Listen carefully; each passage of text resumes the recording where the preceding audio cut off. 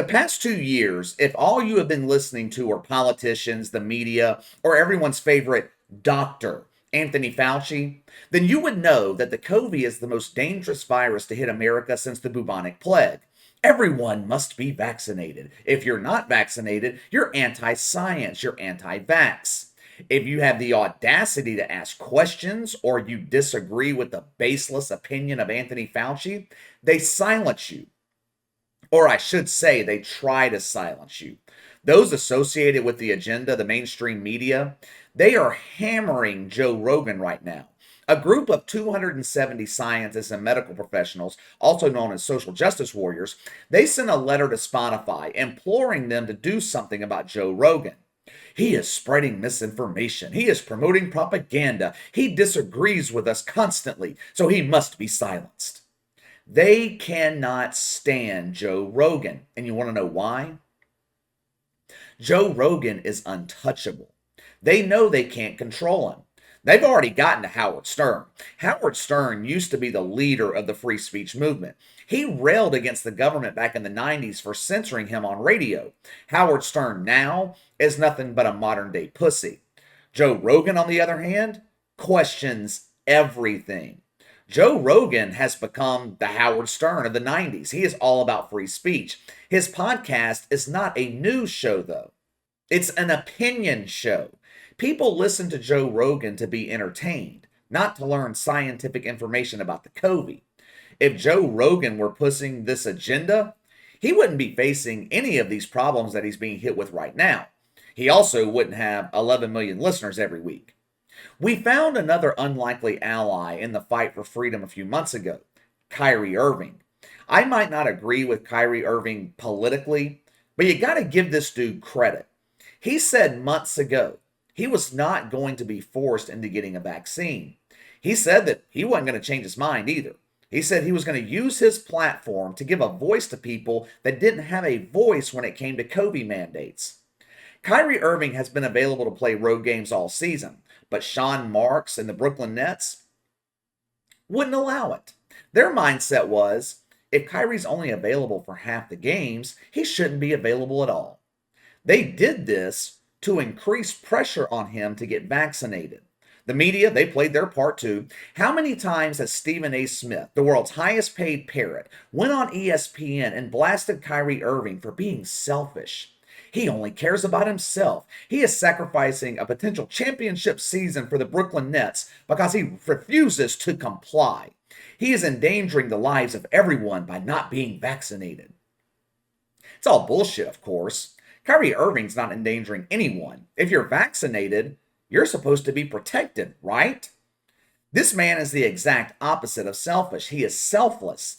Kyrie Irving has sacrificed millions of dollars to stand up for his own personal rights. He might be an SJW, but there's a difference between Kyrie Irving and LeBron James. LeBron is uninformed. He's a puppet for the agenda. I might not agree with Kyrie Irving on some things, but at least he does his own research, does his own homework. I've never thought Kyrie was a tool for the cause. Now, as far as his COVID fight with the Nets and the NBA, Kyrie Irving appears to have won. It's funny how quickly minds changed in Brooklyn once the team was ravaged by the COVID last month. Wait. Let me correct that. It's funny how quickly minds changed once the Nets were ravaged by the NBA COVID protocols. Who was the first person they called when Kevin Durant, James Harden, damn near the entire roster was deemed ineligible by NBA protocols? Who was the first person they called? Kyrie Irving. That's a bit strange, don't you think?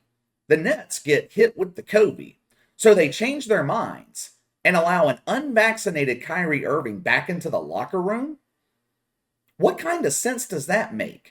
I thought this virus was dangerous. I thought Kyrie was dangerous because he's unvaccinated.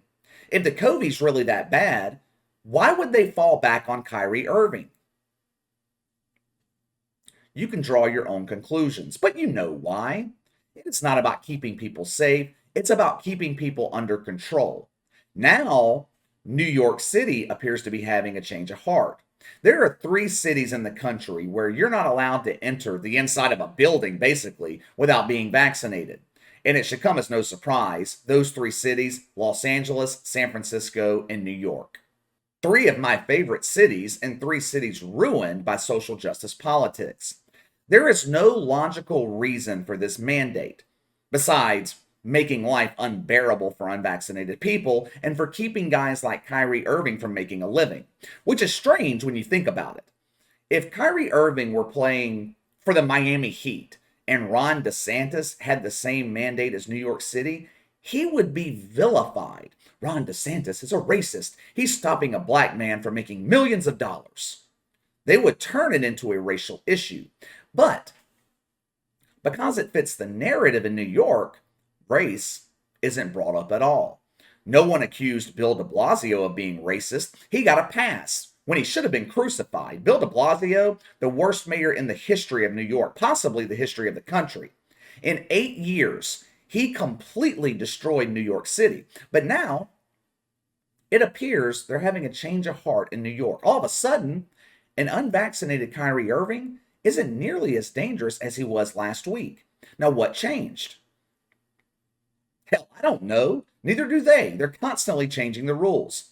In order for Kyrie to not become a super spreader, in order for him to not be dangerous to everyone at the arena in Brooklyn, all he has to do is pay a fine. Wow. That's all we've needed to do this whole time? You, too, can become incapable of spreading the COVID if you pay us $1,000. Well, damn. If $1,000 is all it takes to be COVID-free, I'd be willing to bet most of the country would pay up. Kyrie Irving can play home games now in Brooklyn on an escalating fine scale. The first offense is a warning. A warning. Whatever. Second offense, $1,000 fine. Third offense, $2,000. All other offenses moving forward, $5,000 for each occurrence. If he plays in the 21 remaining home games in Brooklyn, he would owe New York City about $100,000, which that is nothing to Kyrie Irving. It's not even 1% of his annual income. And I'm sure the Nets would probably pay the fine anyway. They need Kyrie to win the title. Last night, they destroyed the best team in the Eastern Conference in Chicago because they had Kyrie Irving. But this right here is bigger than the Brooklyn Nets. This is bigger than the NBA. A $100,000 fine is pennies on the dollar for Kyrie Irving and the Brooklyn Nets. But it's the precedent this is setting that's the problem. New York City issues their own mandate in the name of public safety. But to get around the mandate, you can simply pay a fine and the mandate is meaningless. It seems to me they're using this for profit. This is typical SJW garbage. They create a problem, in this case the COVID mandate, then they offer you the solution. That solution, of course, is yet another tax on the people. Avid social justice warrior Adrian Wojnarowski is reporting that the NBA rules would not allow Kyrie Irving to pay the fine and play in Nets home games. NBA protocols state players must comply with local cities' COVID laws. Well, if Kyrie is paying the fine, isn't he complying with the law? There are also reports that Nets owner Joseph Tsai won't allow Kyrie to pay the fine and play home games. Joe Tsai, he has been pushing the vaccine for months, and it's reported he just doesn't have the stomach to allow this to happen. Yeah. We'll see how he feels once the playoffs start in April. Nets are faced with a Game 7 game at home. You think Joe Tsai is worried about paying a little fine, or is he going to force one of his best players to miss Game 7? What do you think? Something else that doesn't make sense to me with all this, a visiting player is allowed to play in Brooklyn, unvaccinated. Unvaccinated. He can play. But Kyrie Irving hasn't been able to play up until this point because he's unvaccinated. And if he wants to play now, he has to pay a fine. Are you seeing how ludicrous this is? Like I said, none of this is about safety. It's not about the health of the players. It's all about control. They know they're losing their power to influence people with the COVID. Most people just aren't worried about it anymore.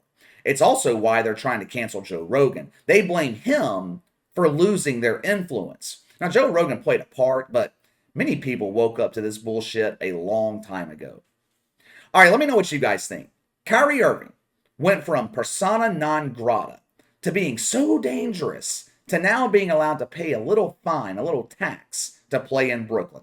Let me know what you think. Sound off in the comments below. Make sure to like and subscribe. Click the notification bell to receive all notifications from the channel. Best way to contact me is by email at btlkc84@gmail.com, KC_BTL84 on Twitter. I'll see you guys tomorrow.